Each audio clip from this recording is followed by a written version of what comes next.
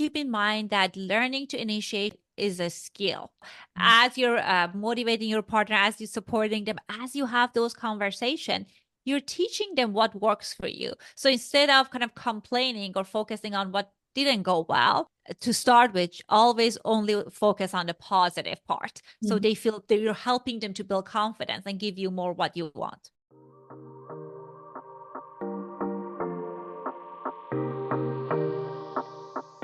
I'm Rachel, and you're listening to the Owning Your Sexual Self podcast.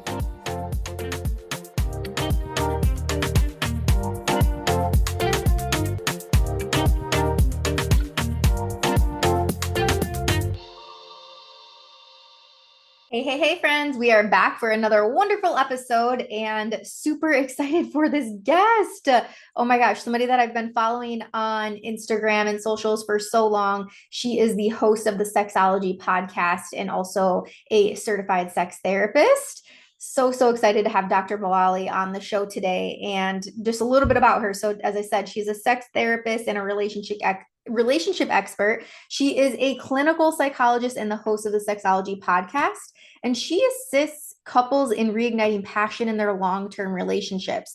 With her expertise as a certified sex therapist, educator, and speaker, she has positively impacted thousands, yes, thousands of couples around the world. She's based in Los Angeles, and she is a sought-after sex and relationship coach dedicated to helping couples rediscover passion and strengthen their relationship. So I'm very excited. A lot of the couples that I work with are in long-term relationships, and so I'm excited to get into this discussion with her today. We're going to probably normalize some of the things that happens in long-term relationships, as well as I think we're going to focus on how to initiate sex. And initiation can be something that is really difficult for people. It can be so much more than just, hey, you want to do it, So I'm excited to have Dr. Moali on the show today. So let me stop talking. Let's jump right into this. All right. See you soon. All right, Dr. Moali, thank you again so much. As I said, huge fan, been following you for a long time. Host of the Sexology Podcast. I know that you do big things on social, so it is truly an honor to have you on the show today. Well, thank you, Rachel. I love your content. I love the work that you're doing, and I'm super grateful for the opportunity to be here today. Yes, absolutely. And I was just recording a podcast too, and just the topic today, we're talking a lot about long-term relationships. That seems to be the theme of the day, and so I'm excited to have that discussion even further with you today. And so, would you say primarily in the practice and people that you're working with, is it generally people that have been in longer relationships? Yeah, definitely. The majority of people I see that they have been in a relationship for a while, and they're coming to me because of something is not working in the relationship, which we'll talk about. And it's so common for a long-term relationship when it comes to sex for people to struggle because no one teach us how to do long-term relationship. This we always see like the ending of Cinderella kind of story, right? Like, and there it comes a happy ending, but no one teaches us how to maintain the happy ending. So I'm excited for this conversation. Yeah. And then further discussion too, just as I said, we'll focus mainly on how to initiate sex. No one teaches us that either. It's so much more than, hey, do you want to go do it? Which sometimes can work, right? If you have like that playful energy and vibe in your relationship. But over time, if that's how it's happening every single time, I hear so often from clients, like, especially my female clients, it's like, we want to be seduced. We want to be turned on. And for the men, like, we want to be desired by our partners, and I think that goes to not just heterosexual relationships, but really all relationships, that need of wanting to be desired. So yeah, I'm excited to chat today. Well, I was going to go into my first question of how you really got into this work. How did you know that this was the path and the career choice that you wanted to go down? No, what's interesting is that I didn't know sex therapy is an actual field when I was in graduate school, right? I thought, okay, like if you're a couple therapist, perhaps you're talking about sex. And I was in this wonderful relationship. Everything was going well. Like out of blue, I started experiencing pain during intercourse. And I was very surprised because like I have high desire. What I felt like my whole identity was impacted because it can impact your confidence, how you show up. And I went to a couples therapist, not knowing sex therapy is an option. Mhm. And we talked and talked and talked for 6 months. Our communication was good. We got even better, but there was just no improvement in sex therapy. So I was talking to one of my friends in graduate school. She said, "Why don't you go to a sex therapist?" And I ended up going to sex therapy. And within few sessions, she helped me to overcome the issue and with kind of like learning what to do, the tools, strategies. And I felt, oh my God, this is incredible, Mhm. right? That like I get the opportunity to get back something that was so important for me. And that moment I was like, I want to do what she did for me. So that's why I got into this field. Oh, I love that. Yes, a similar experience for me. I've been with I work on the product side with a company, and I went to one of our conferences about literally probably 10 years ago at this point, almost a decade ago. And at this conference, they had Dr. Cassianos like came up and spoke, and I'm like, wait, you're a what? Yeah, what is that? I had no idea. Same thing. I already went through grad school. Here I am selling vibrators and lubricants and stuff to people, thinking like, this is fun. And it was from there, I'm like, well, that's what I want to do, especially having people come, into the private shopping room and ask me just very personal questions about their sex life. I wanted to be able to give them more information. And so, yeah, now here, same thing. Here I am a decade later doing this work, and it's truly wonderful. So let's start with again, these long-term relationships. Something happens, right? Scientifically, something happens. We lose touch of that new relationship energy. And then X, Y, and Z might start to show up in these longer term relationships. So, for you and your practice, what would you say are the common challenges that you're seeing among clients within those long term relationships? Great point. So sometimes people think there needs to be a dramatic shift or dramatic change. But what I've noticed a lot of time is that like we're not prioritizing sex, right? Like my clients having children, and when you have toddler around the home, like you're always exhausted or the work is overwhelming and you're not prioritizing sexual connection, and few years pass and then you feel like you're living with a roommate. You lose that connection, you lose that spark.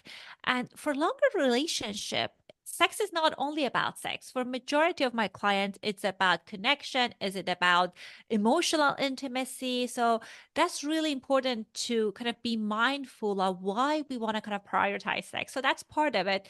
Another challenge that at times I see that impacts people's frequency and kind of like the sexual pattern is something happens, like maybe you have issues with erectile unpredictability, or for women, maybe after birth, you start having pain during intercourse, or again, I didn't give birth, I was experiencing pain, or maybe you're exhausted and the desire is lower. And then we have this unsatisfying sexual experiences. And that leads us to avoid sex instead of, like, for example, what I see is sometimes the male partner in a heterosexual relationship, they struggle with erectile dysfunction. And then they feel so embarrassed, they don't want to have sex. And that impacts their relationship. Yeah. That's also something else that I see often, that we have sexual dysfunction, we're not addressing it, we're not going to sex therapists, and that leads to other issues, right? It opens up our relationship to be vulnerable to all sorts of things. So that's something else that I see. The other thing that you mentioned, Rachel, that's just so important is kind of like knowing that it's common for majority of people to kind of notice that after new energy dies down, like it's healthy for you to put an effort. Anything worth having in life requires effort. So, in order for you to have healthy connecting sexual experiences, you have to kind of like make sure you are taking steps to make sure that you are connecting with your partner in that way. Mm-hmm. Yeah. And I think of it, if I get a new shirt, right, and it's like it's shiny and it's new and I want to wear it all the time. And then over time, it's like, okay, well, I'm kind of getting used to this shirt. It's lost its flair, it's lost its pizzazz. And then I get a new shirt and now I'm really excited about that shirt, right? I think it's similar with our partners, and not saying go and get another partner, but bring in new things, right? In our beginning of our relationships, there is so much of that fun and excitement and curiosity, and you're learning each other and you're trying new things, figuring each other other out, and then we fall into that space of comfort, right? The autopilot or autopilot space rather is what I refer to it as. And yeah, the roommate syndrome starts to set in. And so you mentioned prioritizing sex, and I fully agree with you. I think so often it's just we're doing the dishes before we'd rather have sex with our partners, so what tips would you have specifically if you were speaking with somebody about how to prioritize sex? What would you tell them how to do that? Well, I tell people to think about what is the meaning of sex for you and your partner, right? So it's not about kind of experiencing orgasm, which orgasms are great, but it's about, for many people, the meaning is connection. For many other people, could be adventure. It could be feeling desired. So that's really important to kind of like think about it and talk about it with your partner. And that can help you to feel motivated to take steps, right? I'm thinking about, okay, this is important. This is a value that I have. Maybe kind of intimacy, emotional intimacy is important for me. And I know this is connected to that. And then after that, what I'm huge on is kind of setting aside for intimate time with your partner.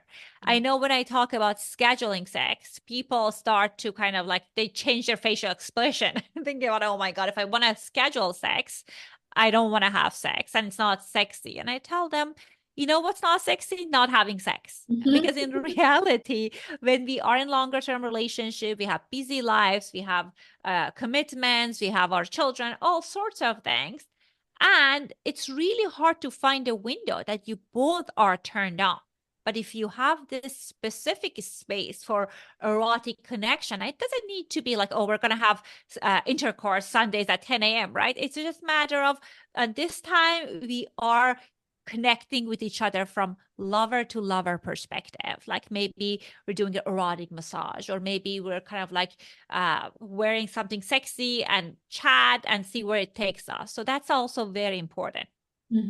Yeah, great tips. And I agree. I get similar looks when I talk about scheduling sex. And I really think it does come down to a mindset. What is your mindset around scheduling sex? Because for me and my partner, we have a tool that we connect on a weekly basis to see where in our schedules, where in our weeks can we prioritize time for us. And we've now coveted this thing called No TV Tuesday. So every Tuesday, it's our screen-free day, and that is our night every Tuesday to be able to connect with each other. And now, right, technically that's scheduling sex, that's scheduling time. But for me, Tuesday is literally my favorite day of the week because I know that we're engaging in that. So again, I think that's where it depends on how you look at it. And I have another couple that I'm working with clients, and they call it prioritize intimacy to help, because schedule kind of gave them that ick, but prioritizing pleasure is what they call it in their relationship. So play with the words. I think that's another helpful thing too. If the word schedule just gives you that sort of pent up feeling. Wonderful. Okay. So yeah, again, normalizing some of these things that happen in these longer term relationships. And one of as we're talking and focusing on initiating sex within relationships, again, I mentioned, right, it can be so easy as the, hey, do you want to do it? Or man coming up behind woman and honking the boobs and thinking that's going to just set her in this erotic spiral, right? So we kind of go at it and see, no one teaches us how to initiate sex. If you think of the sex education that you got growing up, unless you're working with somebody like us, you got a sex positive education. But so often we're told not to have sex, shame around sex, shame around pleasure, slut shaming, right? Or you're a prude if you're not having, there's so many mixed messages around this. But certainly you weren't taught probably how to achieve orgasm, and you definitely weren't talked about how to talk about sex with your partner. So let's dive into that. What do you have for us around initiating sex? Well, for majority of people, when they come to me, like they're struggling with initiating sex, it's often that they had that new energy experience initially, right? The sex is spontaneous. You both are in the mood. You've been thinking about it all week, and then it comes easy. But in reality, like sometimes different things can change our sexual connection. Maybe then now we're in a deeper committed part of the relationship, and one of us have responsive desire, which I'm going to talk about. I'm sure you talked about it in the past in a minute, but that also requires some planning. So people often have either spontaneous desire or responsive desire. So spontaneous desire is the desire you experience without any, almost no trigger, right? Like that's what you see in the movie. You're ready, you see your partner, you have an erection, it's a go time. Responsive desire is when you are putting yourself in the context, and then after being in a romantic or sexual context, then desire shows up. It doesn't mean that responsive desire is less than spontaneous desire, but it requires a different setup. The reason I'm talking about it is sometimes people have this misunderstanding. If I'm not feeling turned on immediately, then what's the point of initiating? So want to know if our desire is spontaneous or responsive, and kind of thinking about, okay, if I have a responsive desire or my partner has a responsive desire, what can we do to plan ahead to cultivate that erotic energy? That is also very, very important. So as you were mentioning, communication is really important. So I would say from the beginning, kind of like if you notice the pattern is off, talk to your partner outside the bedroom about it. And one tip that I have for people is just like take time to process your emotion. Sometimes when we are feeling kind of like so frustrated about something, we communicate in a way that it's not connecting. If I'm telling you that, oh, you never initiate sex, or I'm not going to have sex until you initiate, of course your partner going to get defensive. And that's common for us to have that anger. But my invitation for the listeners is that to set aside the time, journal about your emotions, take out that anger out, or talk to your therapist about it. So when you're talking to your partner, you're focusing on that meaning part.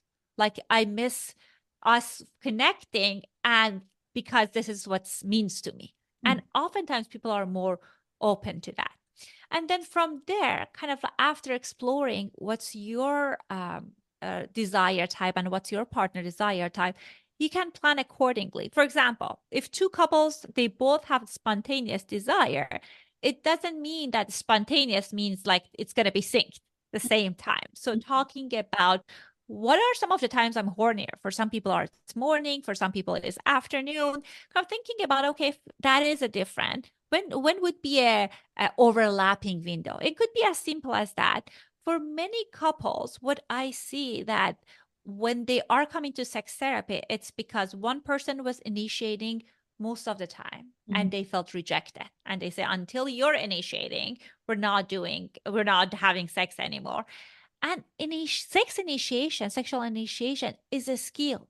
No one, again, going back to what you were talking about, no one teaches us how to initiate sex, especially for vulva owners, right? What we see that women are, as you mentioned, that they need to be seduced. So if you are doing the seducing, you don't have the experience or skill maybe yet, or you feel there's something wrong with you. There is a story of maybe I'm not attractive enough anymore for my partner to initiate. So I think it's really important to kind of like think about those and challenge those thoughts. And then if you're a responsive person and you really want to kind of initiate sex, there are a number of different things. One thing that we talked about is scheduling sex. So, when is the time? When are you guys both are open?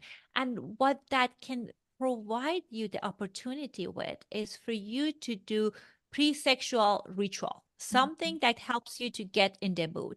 It could be reading erotica, maybe even it's about grooming. I know many of my clients, vulva owners, women saying that we are not in the mood because just we feel our body is not ready. And that could be something as easy as like you take a shower, maybe you experience solo pleasure in the shower, and then you feel more in the mood. So giving yourself opportunity is really, really important. If this is like, people have different relationship styles. Some people are in the kind of a style that men always they're initiating. But what happens is that maybe you're not in the mood, right? And there's nothing wrong with that. That happens to everyone. But the way we're communicating our no to our partner is really important. We don't want to say, I'm I'm rejecting you. Of course, you're not saying that, but sometimes the way we communicate that, it leads our partner feeling we're rejecting them. You're saying that I'm not rejecting you, I'm rejecting this right now. So one helpful thing is, like, again, working on delivery of saying no. And also the other important thing is that if you know that right now is not a good mood, but you're someone that have a usually good sexual energy, you can say, like, honey, not right now.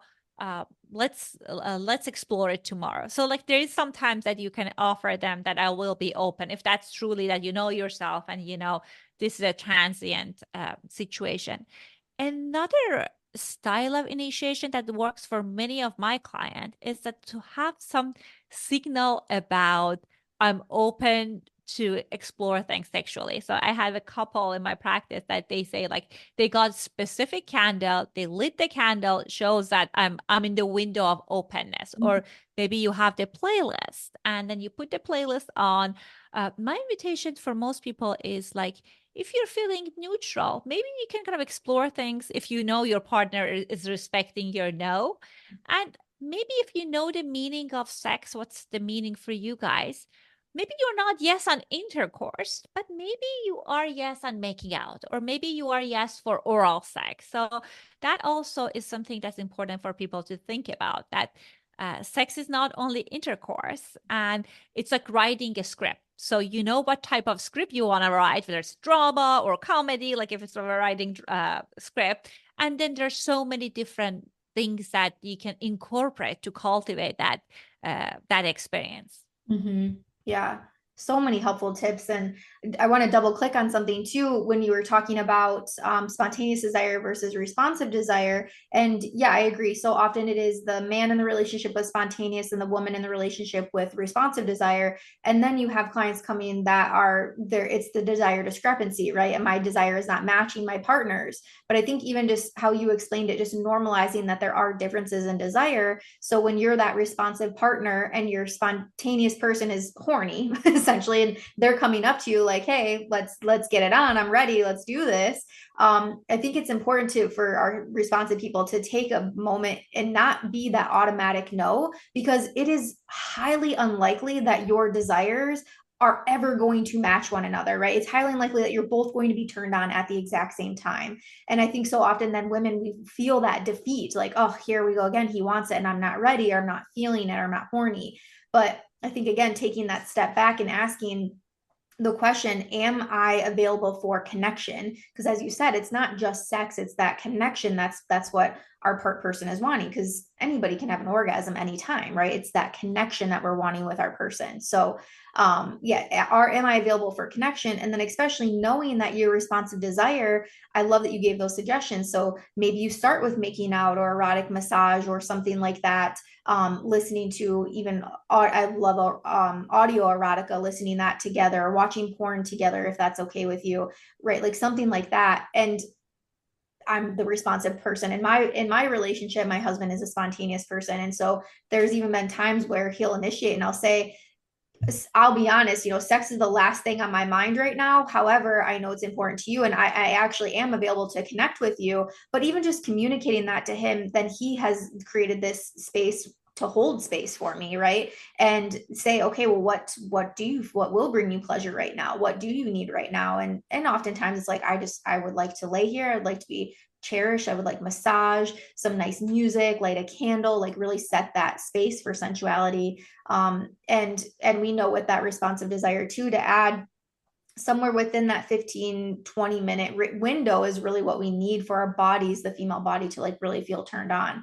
And so now my partner is educated in that information. And so we spend that time, that 15 to 20 minutes connecting. And I would say 99% of the time, then I'm available for it to go further and for it to then turn into sex or intercourse or whatever that's going to look like.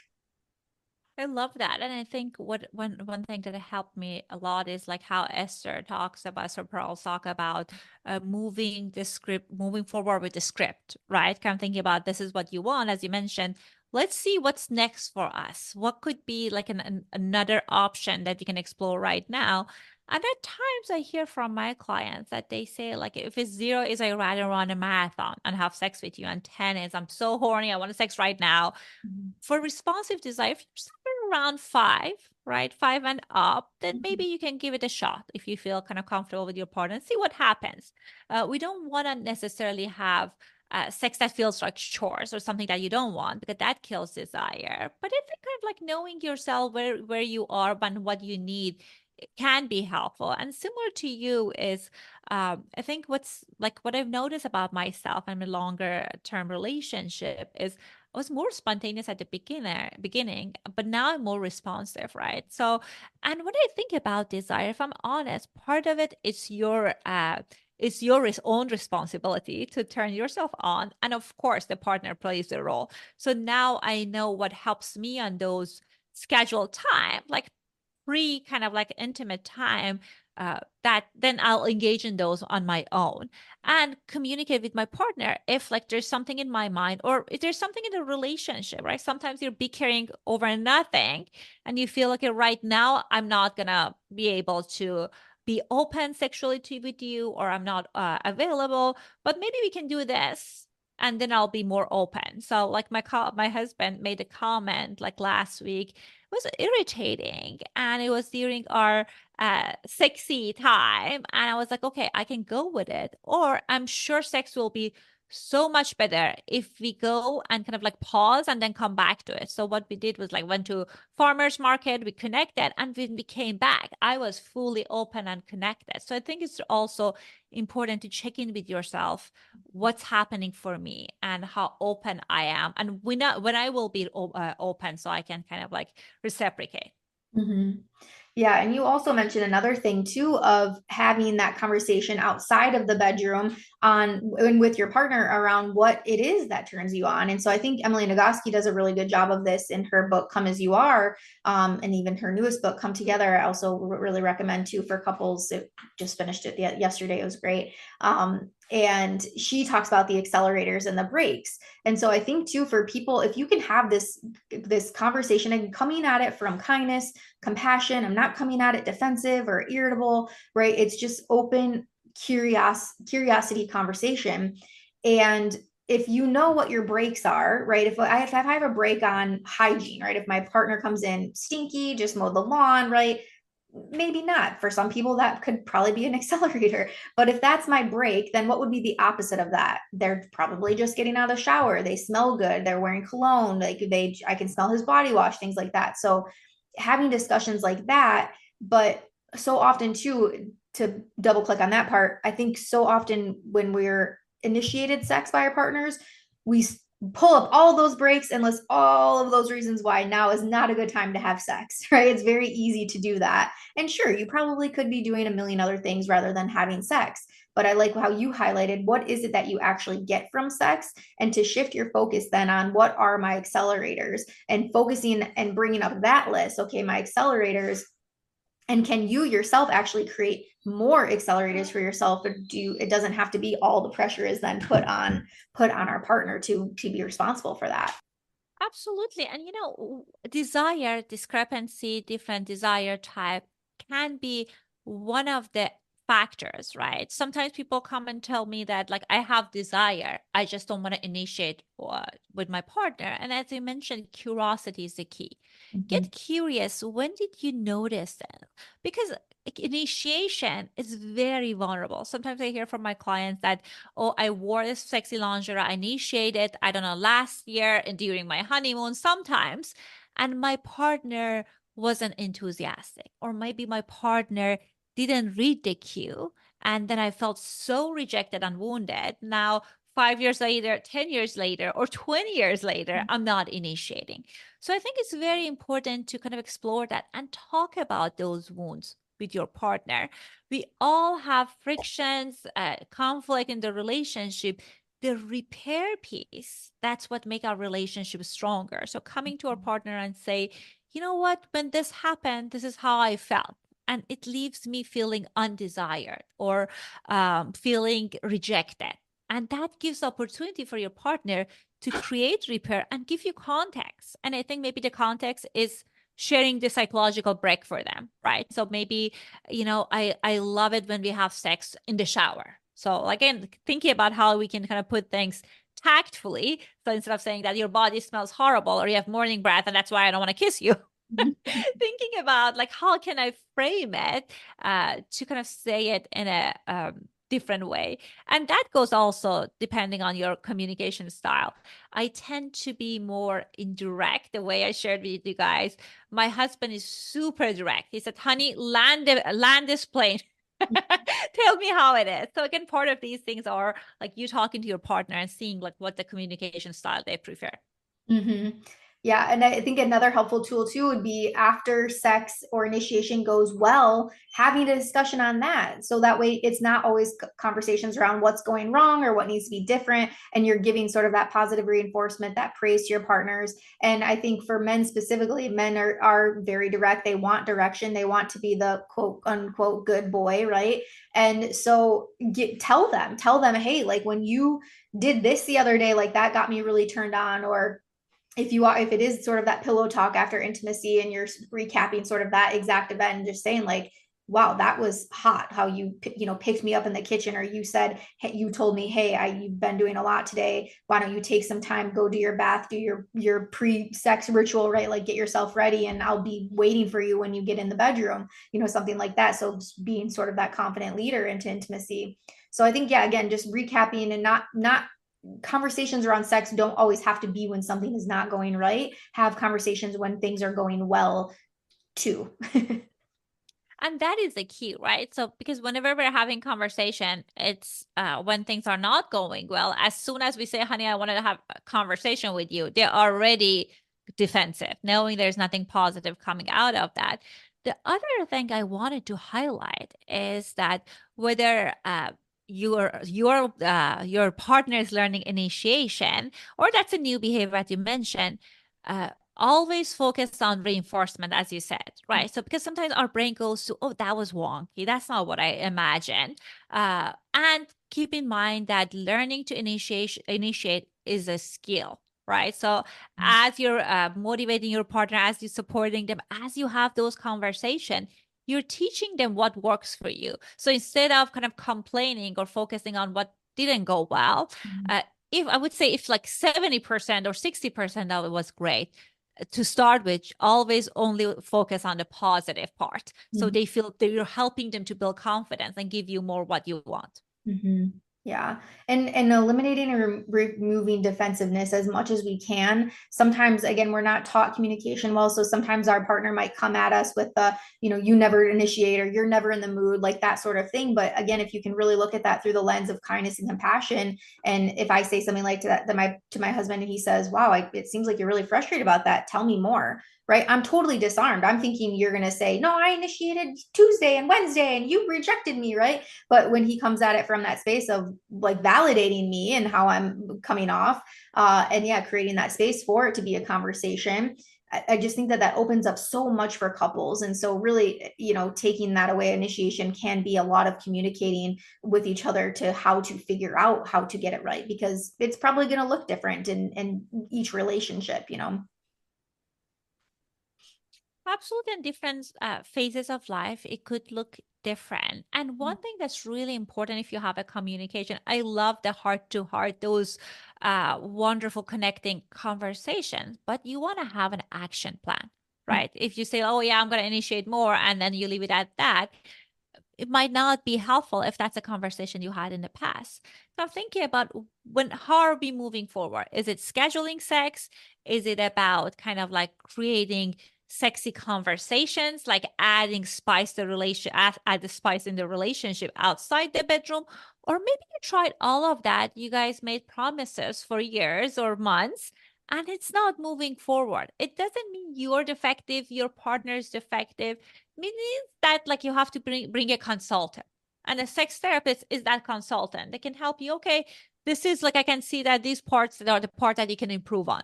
And that is also, I can imagine, Rachel, you'll see the same thing. Sometimes with sex therapy, I feel like people might get benefit after a few sessions because just could be fine tuning few parts. Of course, it could be a longer term work as well, but that is also something that can be available to people if they're interested.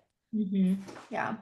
And that's, yeah, I think this whole conversation has been wonderful. And really, I appreciate you coming on the show, talking about this, doing the work that you do again, because it creates that space for people to get help around this stuff. Because again, there's not many of us out there. Yes, it's a growing field, but as you said, when you went into become a couples therapist or a couples counselor, you thought, oh, we'll talk about sex, but you probably didn't get a lot of sex education in that versus going through, some sort of ASEX certified program or, program specifically about sex. So, yeah, I think we really gave a good explanation of initiation and again, things that come up in long-term relationships, give some really helpful tips on the show today.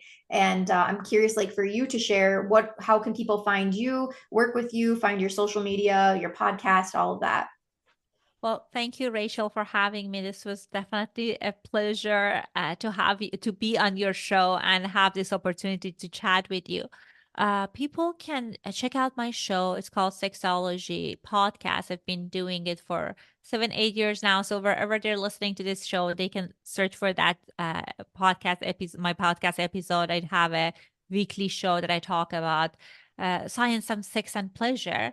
And also, people can find me on Instagram. My handle is Sexology Podcast. I read all the direct DMs. So I would love to meet your audience and hear from them about their perspective, their challenges. And again, thank you so much, Rachel, for having me on your show. Yes, thank you again so much. Thank you so much for listening to today's show. If you loved it, be sure to subscribe so that you never miss an episode. And if you really fucking loved it, make sure to tag me on social media at @TheRachelMain. I'll see you next week.